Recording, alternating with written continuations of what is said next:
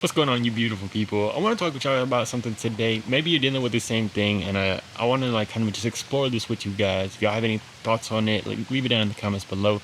But this is going to be about basically trying to do something ambitious. I know that a lot of you guys are probably trying to do something ambitious, but there's a lot of the times where it's just this fear of trying to do something, this fear of what is this going to become, this fear of what are other people going to think about me, this feel like we have all these fears running in our mind. And sometimes those fears can really get down and harbor on us. So what really is that? And how can we rewrite that to make sure that we are not being ruled by our fear, but being ruled by our faith?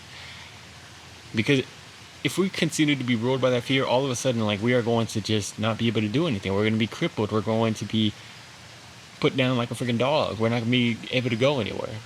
And it's going to suck because I think we all understand that feeling of when we're being ruled by our fear and how much we don't actually love what we're doing when we're doing that, because I can't do this, I can't do this. If you're doing something creative, you can't make this thing, you can't do that thing. If you're doing a freaking sport, all of a sudden you can't go out there and miss a whole bunch of shots because it's oh my gosh, I'm being ruled by this fear. Whatever it might be, man.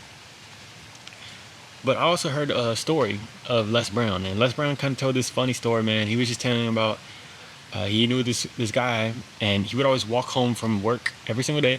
And there's this big freaking bulldog, this big dog. I'm not sure if it was a bulldog. It was a big dog.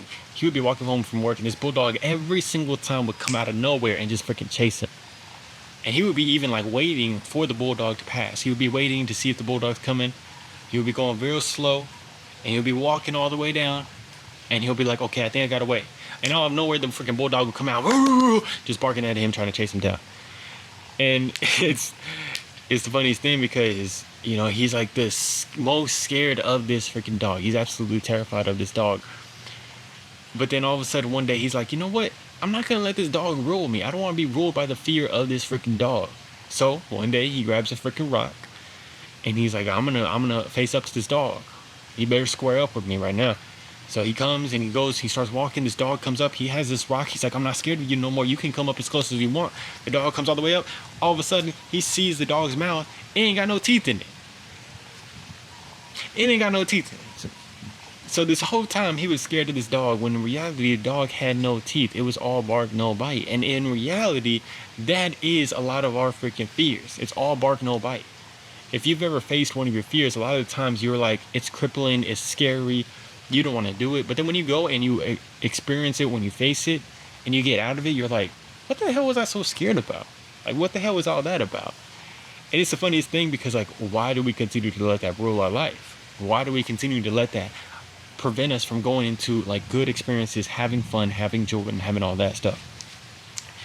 And I think it's really important when we start to see our freaking fears as a dog with no teeth, realizing, and I think when we place our faith into the Lord, realizing that the Lord is controlling everything. In the book of Job, the Lord allowed the devil to, do certain things to Job, but he always had a limit on it. He was like, I'm not going to let you push it further than he can handle. And for every single one of us, if we understood that the devil really has no power, the devil could do things to us on this earthly realm, the devil could do this and that to Job, but in reality, God is ruling all, and God is going to be the vindicator for us, and he's going to be able to rule everything and have everything work out for good in the end.